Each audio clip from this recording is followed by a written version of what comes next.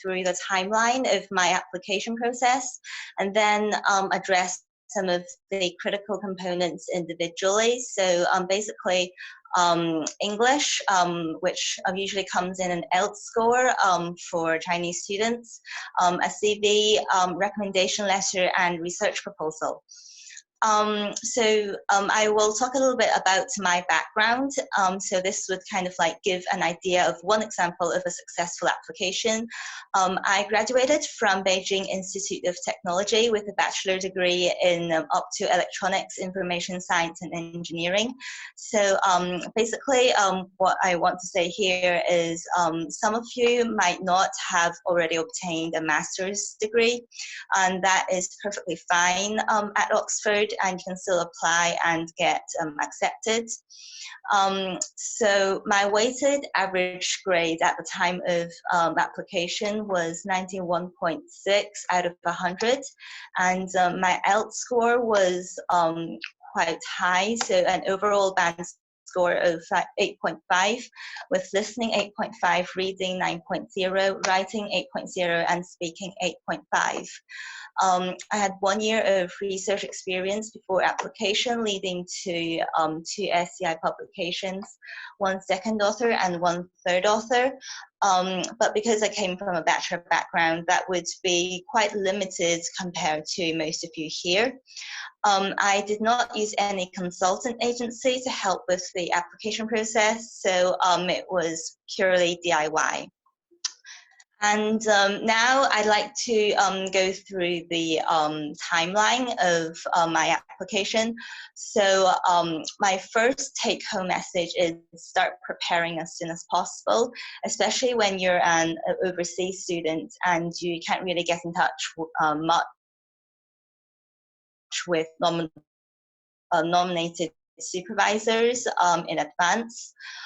So to make sure I would have enough time to prepare everything sufficiently, I started browsing the admissions website at around March to look for relevant information such as application requirements, documents, deadlines, the college you'd like to apply for, accommodation, scholarships, etc.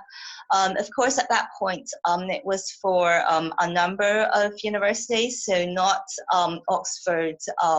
Not Oxford wasn't the only one, so that took a considerable amount of time. Then from March to July, I focused on other 2 things. So first is my ELTS test, and the second is research experience. So you would like to build upon that. But of course, this can also involve like internships, summer camps, etc. Anything that can make you stand out from the other candidates. In August, I drafted the first version of my CV and contacted potential referrers for recommendation letters, and started to send emails to potential supervisors with my CV to see if they would have any vacancies and all. So this means that before this time point, you should have had a basic idea of like which research groups you wanted to apply for, and started to get prepared for that. In September, I obtained all of my recommendation letters and started to write my research proposal. And Oxford usually opens its application portal at around early October. At least that was the case for 2017. So there are usually 3 deadlines, November, January, and March. And the first one is usually around mid-November. I actually finished all my preparation and submitted my application in mid-October, which was just a week or so after the portal opened. And so the second take-home message is try to submit your application before the first deadline instead of waiting till the second and third. If your ideal supervisor only has 1 position, then you want to be that lucky person. Next I will go through some of the major components for application. For Chinese students, you would need an ELT score. So that is something to demonstrate your English level. Potential supervisors will be looking for evidence of the ability to efficiently communicate with colleagues, so that like incorporates both everyday English and technical English, such as like during presentation, your presentation skills, and also to deliver high quality written work, like reports, publications, or even just casual summaries of your work. Those who can demonstrate good oral and written English skills would be potentially more competitive. So this means if you come from a less relevant background probably, but your English is noticeably stronger, you may still be accepted rather than a person from a more relevant background but with weaker English skills. Unfortunately, Chinese students generally score lower in speaking and writing during the IELTS test compared to their listening and reading. So definitely more effort should be put into these two aspects.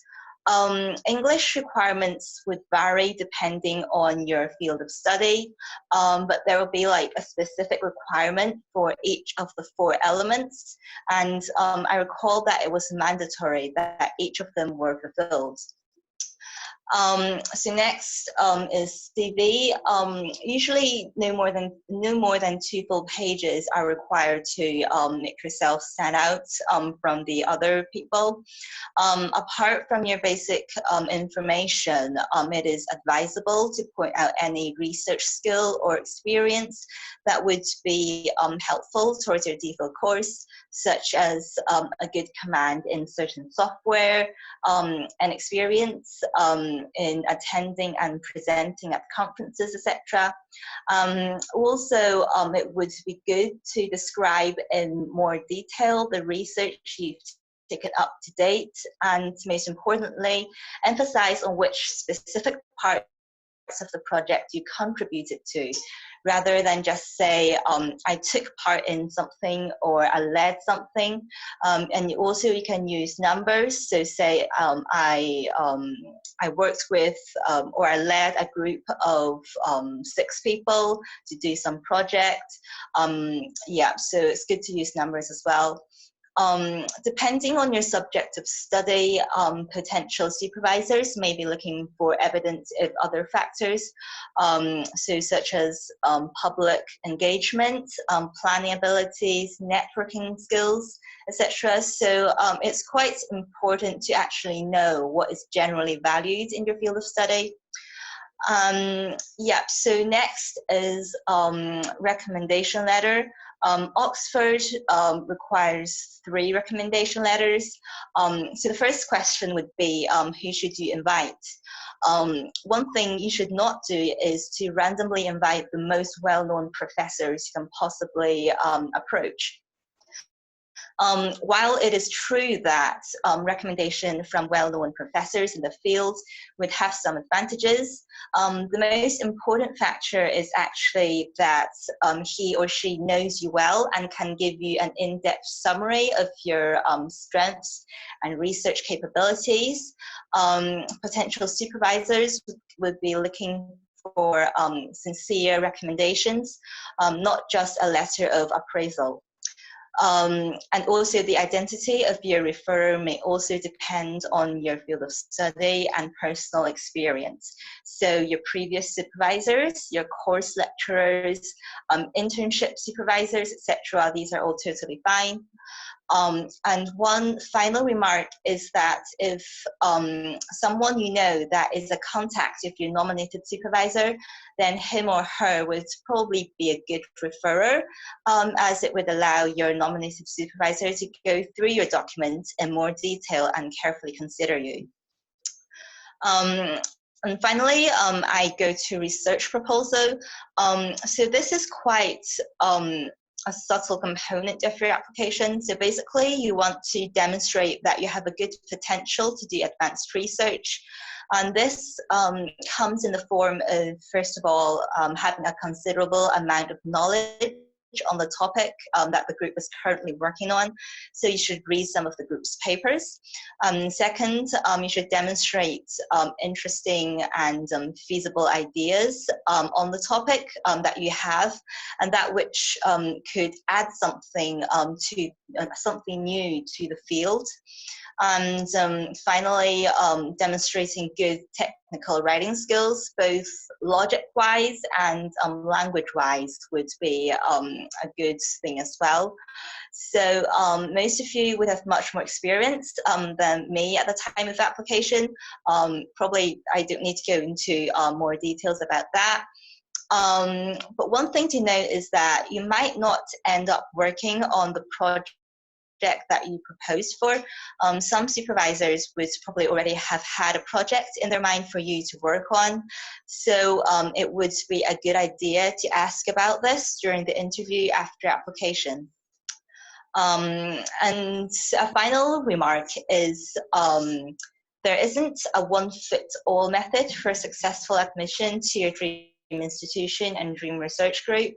Many factors are behind this, like whether your group has vacancies, whether your research interests fit the general interests of the group, whether there is just one person stronger than you during application.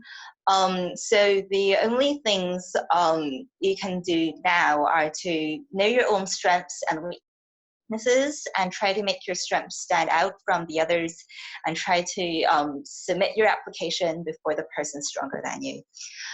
Yeah, so welcome to Oxford. 欢迎申请牛津大学. Thank you. Yeah, so that's the end of my talk. Yeah, thank you so much, Jai. So we have a question for you. So the question from one of the attendees is, how much importance is given to published papers by potential supervisors? So I think that mainly depends on, so first of all, which level of study, which stage of study you're in at the moment. So I came from a bachelor background, and it's probably not required for you to have many publications. So basically, at that point, you should have some research experience and get involved in research and try to get involved in publications. But when you're from a bachelor background, publication isn't the main consideration point. But if you go into masters and you apply from that stage, it would probably, I would still think that the supervisor would want to see what the content is about and how the publication is developed, and or rather than just on the number of publications you have. That's just my point of view. Probably others have other opinions and all. Yeah. Great. Thank you so much, Jai. So our next. Thank you so much. So our next speaker is Nick, and he will talk about his experience. Yes, please, Nick, go ahead. All right. Good morning, everybody. Hope you're doing well. So I will. I'll talk about my experience. I'm originally from the UK, so I don't have as much experience in terms of applying for bursaries and funding for my PhD. But I do think my experience is relevant because I came through a slightly non-traditional. Well, I say it's non-traditional. It's becoming more traditional. I've started to do my PhD through I'm a final year PhD student, I should say, through what's called a doctoral training centre, and these work slightly differently to what Jar has just been talking about, which is the traditional PhD application is you apply to a research group with a project in mind, and then you either do that project or you do a project that your supervisor set up, and you hit the ground running as soon as you enter the university. Whereas, sorry, I thought I heard somebody. Whereas a doctoral training centre works slightly differently. The application process requires similar things to what Jar has mentioned in terms of like CVs and letters of recommendation from various supervisors and whatnot. So all of Jai's advice on that still stands, but the layout for it is more amenable to people who maybe have more of an idea of like a general research area that they'd like to work in rather than a specific group or a specific project that they want to work on. The reason that is because the layout of like a doctoral training centre program it's an extra year on top of the normal 3 years, so it takes 4 years. And that is because the first 6 months of that are training courses. So you do like a bit of background. So my DTC is a biomedical imaging one. So we had courses in introduction to programming, introduction to chemistry, some stuff on microscopy, some courses on MRI, to give you kind of a grounding in all of the research projects research areas that kind of pertain to the broader topic of biomedical imaging in my case. But the same thing stands, regardless of what your DTC is, they will do a similar thing. And then there will be a number of research projects that are basically proposed to the DTC by various groups. And then you will spend 2 blocks of usually about 10 weeks in 2 separate projects. And then you pick one of those and you carry that project forward to a full DPhil. So you can see that in that way, if you go, right, I knew when I went in that I wanted to work in microscopy, but I didn't know specifically what kind of microscopy I want to work in, how much I wanted to work on like the biology side versus the kind of physics and engineering side.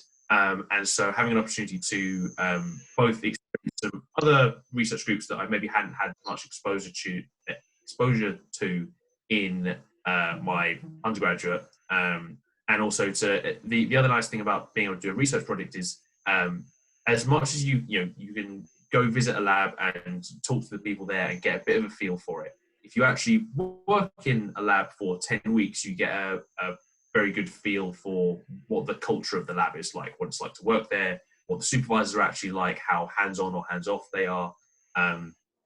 So for me, I think that it is better to know what you're getting into, and rather than kind of, especially if you are somebody like me or Jahe who only has a bachelor's, it's an easier route into a PhD, because it's not just bachelor's where you're basically more or less led in what you're doing, to very suddenly now you have to do everything for yourself, because you have these training courses and etc. So yeah, the application is about as rigorous. There's still like interview stages. Depending on the DC you're applying for, usually they have the same kind of deadlines that Joe was talking about, in terms of like November, March, and June usually-ish. And yeah,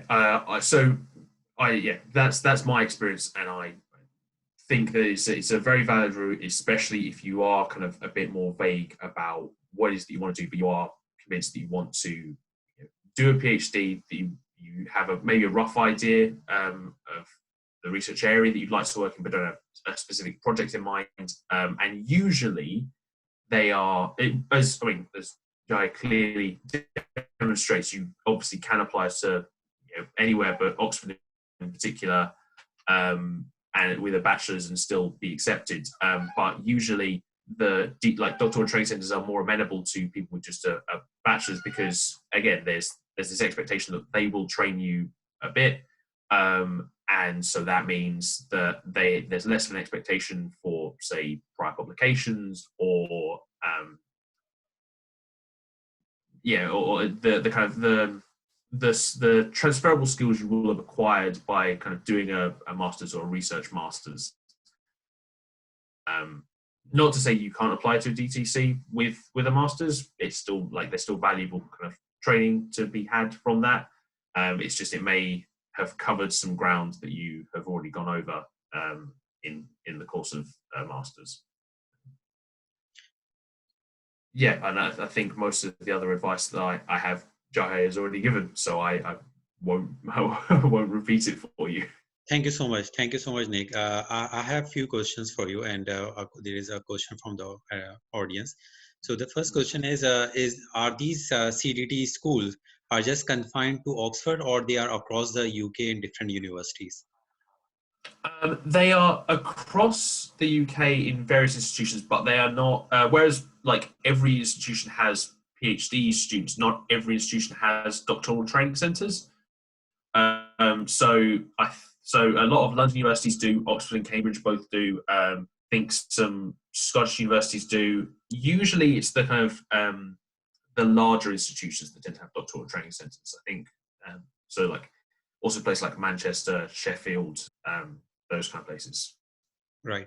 And so, for example, I know about one CDT school. They first let you to do masters in research. For your CDT school, do they ask you to do some kind of degree first before you officially become admitted to the PhD program? No. So mine, I applied with a bachelor's. There's the kind of year or so of training beforehand, and then they launch you straight into the PhD, and that kind of year is to make up for the skills that they would have anticipated you might have acquired in a master's, but you don't like graduate with a master's at the end of that year. It's just a year of training. One thing I should say that I forgot to mention, so apologies for that.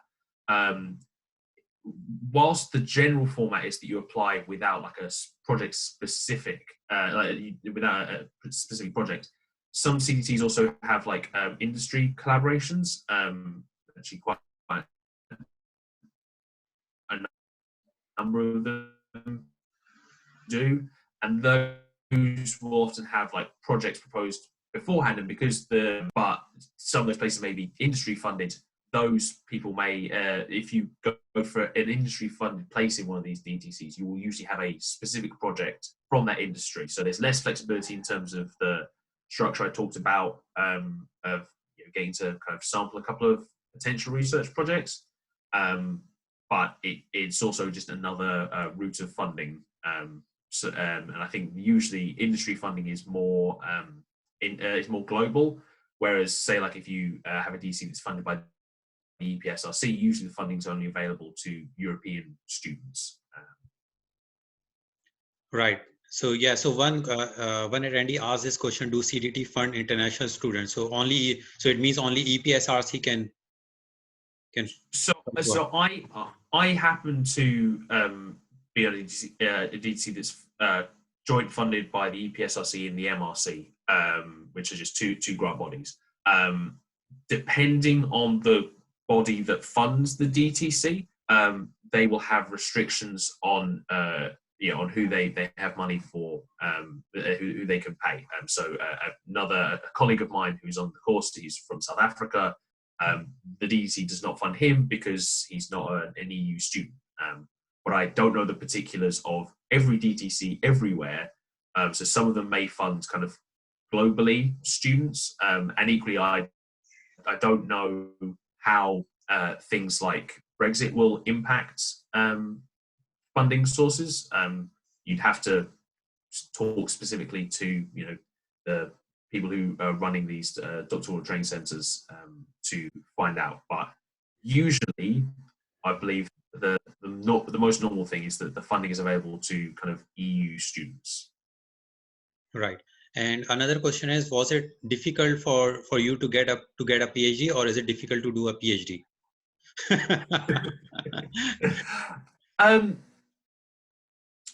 So, I mean, I haven't finished my PhD just yet. I have a couple of months left to go.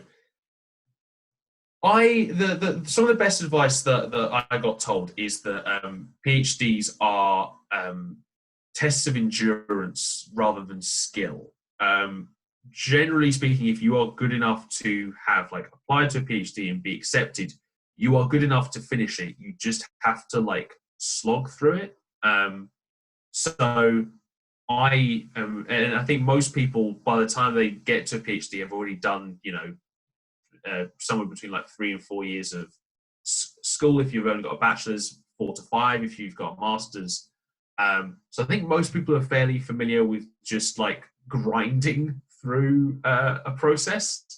But yeah, it's hard work, but I mean, probably as much hard work as like if you say like for me, if I had left with my bachelor's in physics and gone to work for like a laser fabrication company, I imagine it would be kind of a similar amount of hard work. So yeah, I think it's this PhDs occupy this weird middle ground between still study and a job, and I think they just are as challenging as kind of any job in science is. Right. There is a question about the research proposal. Does it need to be like journal, or it needs to be project specific?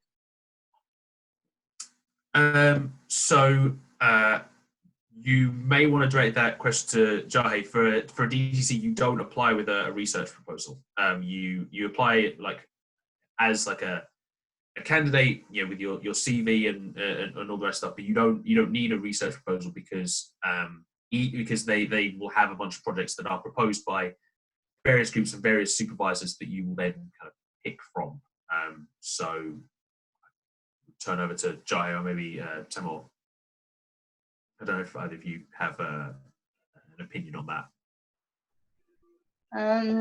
Well, yes. Yeah, so, at that point, I basically just read a bunch of papers, and so some from the group I wanted to apply for, and some generally in the field. And then, so the project was, the proposal was on a specific project I wanted to do, and it had like a methodology and potential outcomes and all. But when I came over here, I basically ended up doing the project that my supervisor had in mind for me. So I don't think it has to be like a journal paper. Mine was just like 2 pages, I think. Yeah, something like that. Don't know about if Timur has more information on that. No, I think Jess and Nick explained very well. And with my experience, I think research proposal is not like exactly what you do after your PhD, but they want to make sure if you do understand the relevant, you have relevant research experience, or you have genuine interest in that subject.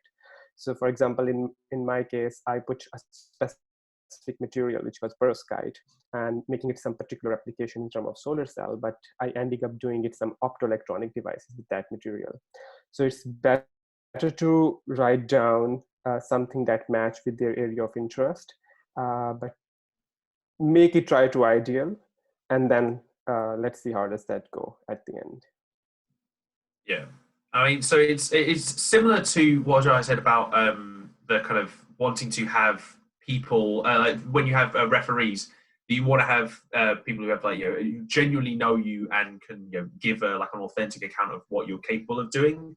It is much like having a research proposal that you are genuinely interested in, that you can talk about at length, because you care about it, is far more important and will be far more successful than just kind of like a bland boilerplate, like, oh, I think this is what they want, but I don't really know or care that much about this project. But yeah, and it is very true that what you will end up doing will kind of morph and change even throughout your PhD. So like my so in Oxford, the kind of the structure is that like basically at the end of each year you have some kind of like interview about where you're at in your research. So at the end of the first year you have what's called transfer of status, and at the end of second year you have confirmation of status, and at the end of third year you have your viva when you submit your thesis. And I think if you looked at my the interview that I gave for my transfer of status of like, here's what my project is going to be about, and then looked at the interview that I gave for my confirmation of status and said, here's what my thesis is going to end up being about, they're all like, they're not like worlds apart. Like it's not like the first one is very much to do with like MRI, and the second one is to do with microscopy. Like it doesn't change there, but the specific outcomes of your PhD will shift and change as you go along, kind of as you kind of run up against brick walls, and as sometimes you kind of get halfway through a project that you're doing and you discover like, oh, there's this really cool thing that I can do, and you put more time into that. So even like, and that's true whether you proposed a research proposal or it's a proposal that your supervisors have put forward. Like it will change from the original remit regardless. And I think that the research proposal is more just to show that you are capable of structuring in your head, here's what research is relevant to this field, to this group, and I can like see openings and kind of that you have some kind of momentum to carry research forward. Great. Thank you so much, Nick. So let's, we now move to Taimur, and he will talk about his experience and difficulties he has faced. Hi, so I am Taimur from Pakistan. I am here for my DPhil PhD in engineering sciences, and it's about 3.5 years ago when I started my course at Oxford. Since I get into the Oxford with a conventional way, as Jeha explained, so I would say it is quite similar in terms of preparing my application and submitting to the university. So I would start with I don't remember exactly what month I started my course, as Jay explained it, but it was mainly preparing my applications in terms of getting ready for English language requirement. And then once it is ready, then I move to preparing my CV, give it to my previous supervisor, because I did my master's before I came for a PhD. And then based on because since you have a master, you must have did some research project with your supervisor. So he must know you very well throughout that project, how you have made progress. But for the PhD application, you need more than one referees, I believe, 2 or 3. So you may have to pick up other referees as well. Probably I would say the one where you got a better score in your master's, because you can I'm not sure if your previous teachers have remembered you exactly what you did within the course, but you bring your transcript with them and ask them for the reference. Maybe they are more likely to give you a better recommendation, because if you stand out in their course, then definitely you will get a good reference letter. So from then, these are the main 2 things I think that you need to make sure you have it in your hand. Other thing is like your research proposal or I think research proposal for the PhD. You need to make it for yourself, but you have to make it accordingly. The group you are interested in, you have to make sure your research lies with their research interest. It is not something you want to make lasers, but they are working on something very different. So try to prepare these things and make sure there are no errors in terms of the language, because if English is not your first language, there are high chances that you may have some mistakes.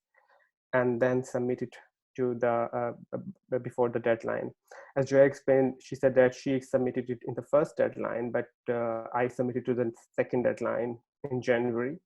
And I would not recommend submit it later than that, because most of the funding in Oxford, you must have to submit your application by January deadline. And if you pass that deadline, you may not eligible to apply for other funding. So if once you submitted it, then finally if you already contacted a supervisor, it's good. They can read your application package and then get back to you on this. If not, then you can straight away get a call for interview or maybe an offer. In my experience, I did not contacted any supervisor before in engineering, but I did contacted 1 or 2 supervisors in physics. So, but turned out my engineering supervisor, who is now my supervisor, he contacted me for an interview, and then we ended up having an offer. So if you make your proposal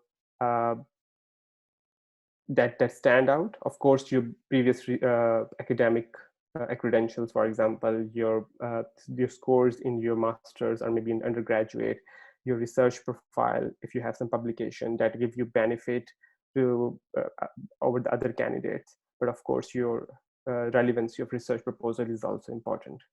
So this is my experience when I applied for the PhD at Oxford. Great, thank you, Taimur.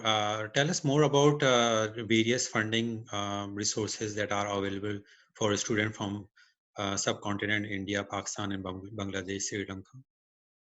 Well, there are several funding that Oxford offers, and I think anyone from across the world is eligible to apply. But of course, if in that case, it would be more competitive to get. One of the funding is called Rhodes Scholarship that Oxford offers. I remember, I think Pakistan, India, they both are students from Pakistan and India, they both are eligible to apply for that scholarship. But again, the number of scholarship are limited and they are highly competitive. There's a Caledon scholarship as well that people can apply. But again, it is competitive. There's a specific scholarship from Pakistani students, which is called Wikinoon Educational Scholarship. This is for students who apply for PhD or master, a graduate level course in Oxford or Cambridge. So you can get funding from them. Else is there's another scholarship. I don't remember its name right now, but it's provided by a cement factory, Best for Cement, I believe, and they give it one award from a student from Pakistan, but it's just only one. And as long as student is studying PhD, they discontinue the new scholarship. So it will they will offer you the next scholarship once the current student has finished their course. So I think this year they are offering that scholarship again. Other than that, Government of Pakistan has some scholarship, like Higher Education Commission of Pakistan provide financial support for PhD students. There is a scholarship from Punjab government, which is Punjab Educational Endowment Fund. They provide funding if you got admission in the top 50 universities, so you can get scholarship from them as well. Great. Thank you so much, Taimur. So we will now move to Dalia, our next and last speaker, and she will talk about her experience. Go ahead, Dalia. Hi, thanks, and sorry I was teaching, that's why I'm late. Hi, I'm Dalia. I'm studying for DPhil biochemistry, and I started in October last year. I'm studying in the Department of Biochemistry, and I'm on the Clarendon Scholarship, which is joined with the Department of Biochemistry and Merton College, which Taimur mentioned.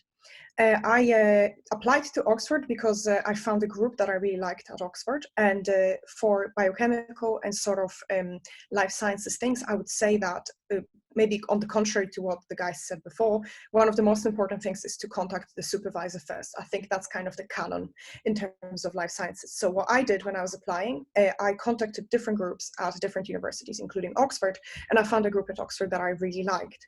And usually in terms of contacting the groups, how I go about it and how I went about it was I wrote a short email introducing myself. I attached my CV and maybe some recommendation letter to the email, and I explained in the email why I'm interested in the research, kind of mentioning specifics. So I said, I read this paper and I liked your group. I learned about your group from a seminar that I went to in my university or seminar.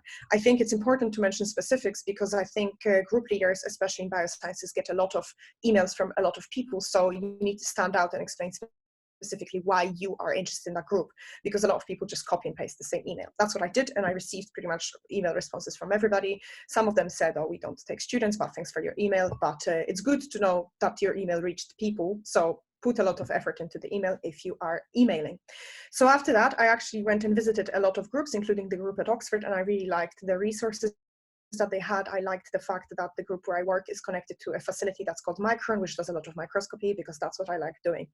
So after I found that group and I was convinced that I want to study at Oxford, I looked at the programs and scholarships that I can apply for to be able to do that, because I obviously sort of also wanted a scholarship and I needed it to be able to study at Oxford. And in fact, especially for bio stuff, you can find a lot of groups will list which scholarships and programs they belong to. So which scholarships and programs you can apply for in order to end up in that group. And for some of them, they are rotational programs. So for example, there was a program from Wellcome Trust that I applied for, which included 3 rotations. And so then you have to specify 3 groups.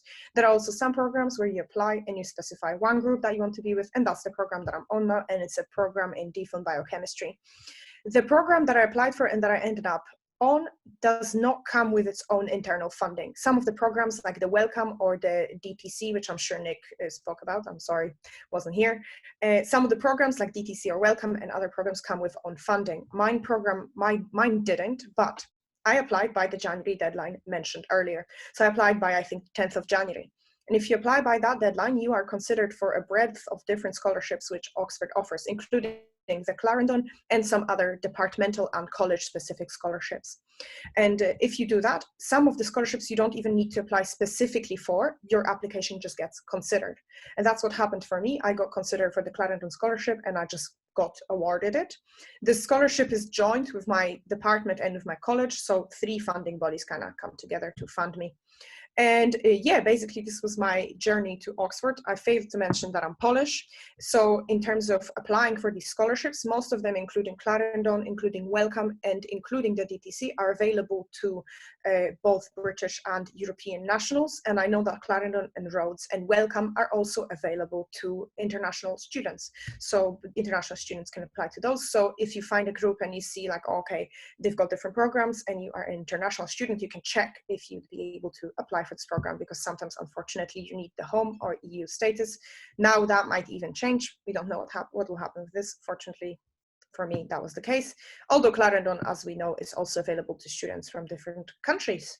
So yeah, I think that would be it. Please let me know if I should mention something else. So we have 2 questions. So the first question is, do they entertain someone with an MBA with 8 years of experience, with 8 years of industry experience, but not research experience? So you think that that person has some chance to get into a PhD program? I would 100% say yes. In fact, in our department, before everything went crazy, we had this meeting, which was like women of the department, and they were talking about their career path. And many of them, I think even half of them, had industry experience before they decided to do a PhD. So they worked in some company or something. Industry experience, not even related to research, is often valuable, because I think when applying for a PhD, they are not looking for someone who's an amazing researcher already. PhD is for you to learn how to do research. I'm learning that every day and failing and learning again. They're looking for someone who's going to be persistent, who will have skills, who will have resilience to pursue their project, who will have the ability to sort of direct themselves and take initiative and come up with experiments. So 100% industry experience and previous work experience shows that, I would say. What I would say in terms of changing from an MBA or changing from not research to research is you need to justify it really well. You need to talk, for example, about your passion, why you became interested in this new thing, why you think you would be good at that, why you think you can apply your knowledge and skills which you gained in industry or in your business job to the research, and how you're going to make that transition. So I think sort of the justification and explanation for why you're choosing to apply for a PhD is the most important thing here. You can do that in your personal statement. That's why it's given there, because if someone looked at your business CV, maybe they would be like, what is this person doing applying to science? But you can explain it really well in nice language in your personal statement, which just proves that your personal statement is important. So yeah, I'd say go for it. MBA doesn't mean that you can't be a researcher. Right. I'm getting a lot of questions on this thing. So people are asking, is doing a PhD difficult? Yeah. It is and it isn't. Like for example, yesterday I spent the entire day making figures and it was painful. It took ages. It just was. I'm not gonna lie, it's horrible.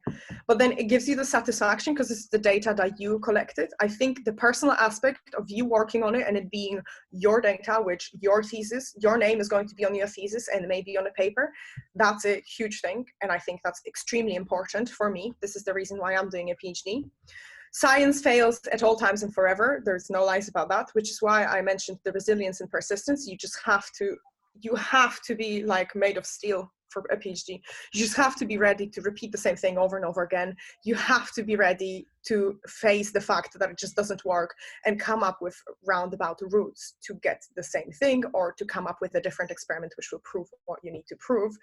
It is like hitting a brick wall at times, but I think I think it's a good way as well to figure out if you want to be forever in science or if you don't, because you can manage it even if you don't like it. And if you started it and if you're in it and you're like, oh my God, I'm not sure I want to be a scientist, you can push through until the end and you don't have to do it afterwards. But if you find yourself in it and you enjoy the struggle, you enjoy the creativity that you have to put in to make your experiments work, then it's something for you. So it is difficult, but it's a great experience. It's very character kind of shaping experience, and it can teach you a lot and make you into a more resilient person, I hope. Great.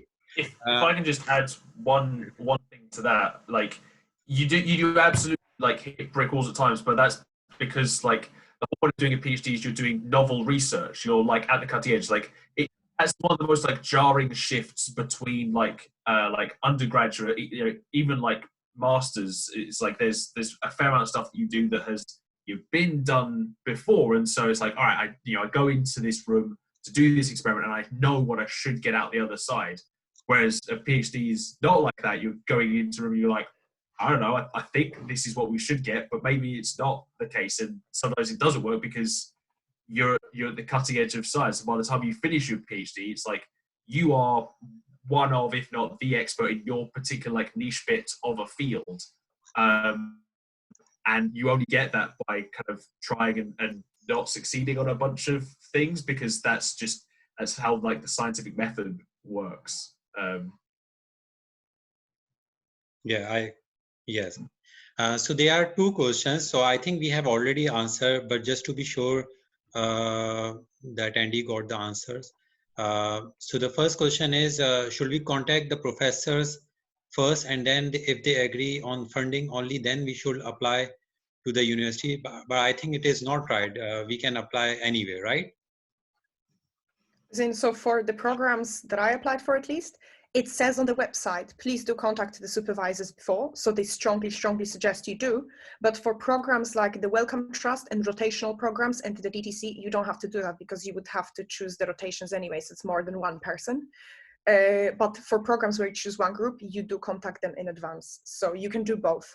I would suggest to email them, because then you also get to know them and find out like what kind of a person and supervisor they are. Right. And another general question is, we have already answered a lot of time. So so it doesn't matter if someone has a bachelor's degree or master's degree.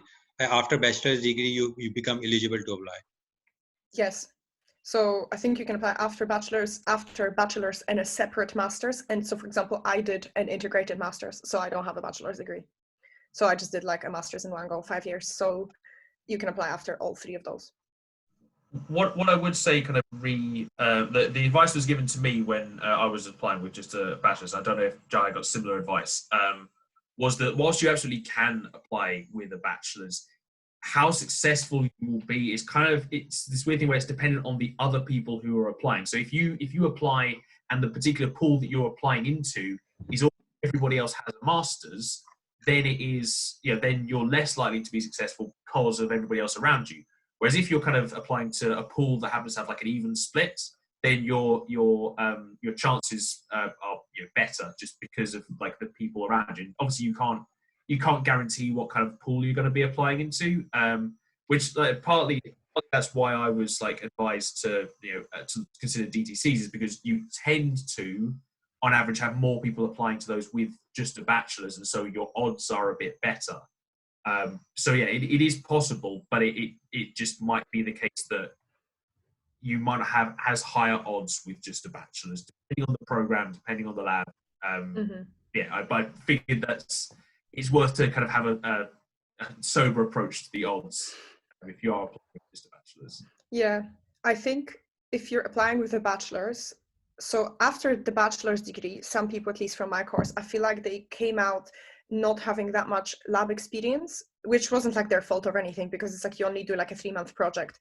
So what helps, or if someone's planning to apply straight after a bachelor's, I think it would be summer internships and lab experience or any other work experience, because what they want to know for a PhD when you're applying for a PhD is that you know what you're signing up for, which is the lab, the experiments failing, the sort of constant work, which is just like can be solitary and so on. So I think they want to be sure that you know what you're signing up for. And after a bachelor's degree, especially for bio and lab work, I think it might be like not enough for the panel to believe that you know what the work is really like day to day, which is why if you've done a master's, or if you've done like an industrial placement, or you've worked in industry in a lab or whatever, you know what it's like to work in a lab for a year or for 2 years. So that's kind of more sober approach on your behalf, and you're like aware of the fact that it might fail and like what the day-to-day lab work looks like. So if someone's planning to apply after bachelor's, to kind of stand out and to have better chances, I think it's good to have a lot of outside of the university experience, while the master's kind of provides that. And I know some people who like applied after bachelor's, didn't get in, did the master's, and then got in. So great. Thank you very much, everyone. And thank you very much for your time. I hope attendees find it very, very useful, and we all wish you good luck, and hopefully we see some of you in the Oxford. Thank you. Bye-bye. Bye.